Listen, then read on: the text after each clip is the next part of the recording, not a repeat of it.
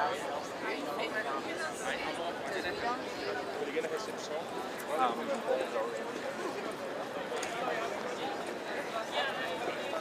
knew that was. Yeah, I haven't seen any of the. The goal is a long-term average, and you know, a 30-year average. It's not very complicated. A much more complicated and tricky scientific. We've had a look at what are the drivers behind greenhouse gas emissions growth, and also what's likely to cause large growth in the future. And we were quite shocked to discover that there's an absolutely massive pipeline of liquefied natural gas projects around the world that would more than double LNG, liquefied natural gas capacity, by 2030. Would be far above where we need to be for the 1.5 degree pathway of the International Energy Agency. About 70% of the additional capacity that's planned is actually coming from North America.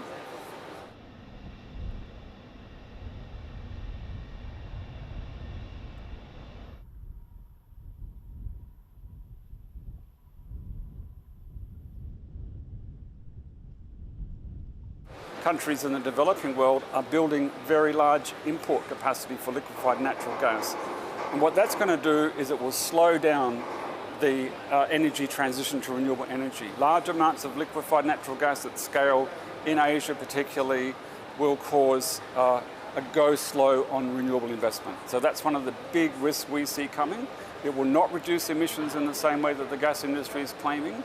There simply isn't enough coal to displace to do that. And in any way, countries should be moving directly from coal to renewables now.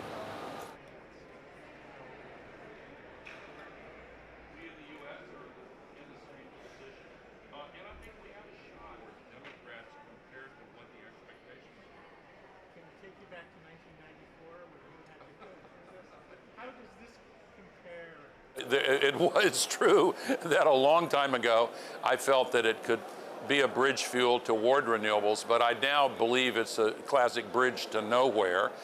And here's why. Even though the burning of methane gas produces only 50% of the CO2 per unit of energy compared to coal, only 2/3 compared to oil. Nevertheless, if there is leakage of methane, molecule for molecule, each methane molecule has 82.5 times the heat trapping power of a molecule of CO2. And when you work the math, a leakage of 2 to 3% of the methane completely negates the climate advantage of methane gas.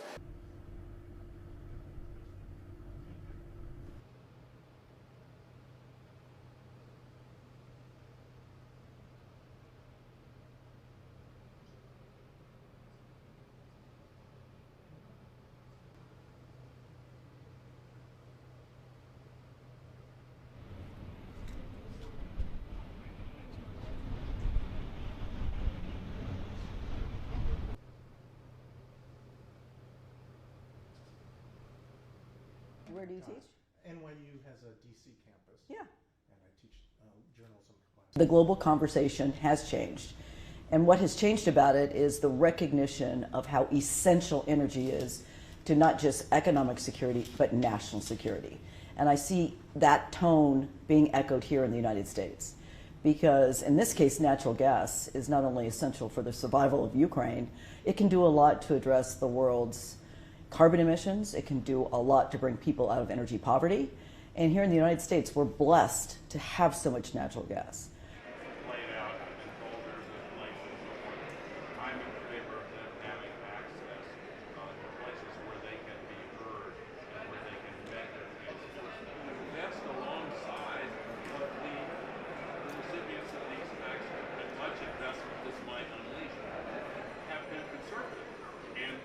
You know, the wealthy countries responding to the evil and cruel invasion of Ukraine by Putin have to avoid confusing the short term with the long term. That means avoid confusing the understandable necessity of backfilling the fossil fuel that Russia is withholding to blackmail the West. Sure, we understand that. But don't use that as an excuse or be fooled into using that as a reason to make long-term investments that lock in an even greater dependency on fossil fuels in the years forward.